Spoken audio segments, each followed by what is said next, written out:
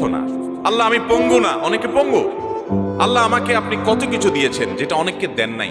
আমার চোখ দুটো ভালো, আমার অনেক নেয়ামত আমি আপনার ভোগ করছি। আল্লাহ আমি আপনার নেয়ামতের শুকরিয়া আদায় করছি, স্বীকৃতি দিচ্ছি, কৃতজ্ঞতা আদায় করছি।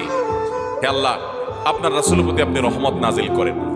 আপনি যদি লম্বা চড়া বিস্তারিত না বলতে পারেন, আপনি সূরা ফাতিহাটা পড়েন, আলহামদুলিল্লাহ রাব্বিল আল্লাহর প্রশংসা সেখানে হয়ে গেছে, আলহামদুলিল্লাহ রাব্বিল আলামিন পড়েন, দুরূদ শরীফ পড়েন, বাস।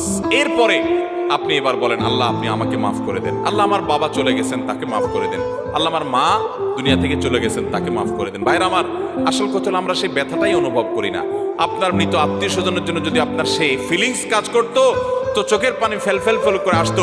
আপনি যদি আল্লাহর কাছে কোনো কিছু মায়ের পেজ দিয়া, অর্থাৎ সুন্দর করে সাজায় গোছায় বলতে নাও পারেন, আপনি নিশ্চিত থাকেন শুধু চোখের পানিটা যদি আপনি ফেলেন, চোখের পানিও আসে না, শুধু কান্নার ভান করে আপনি যদি আল্লাহর দিকে হাত তুলে আপনি যদি সময় কাটান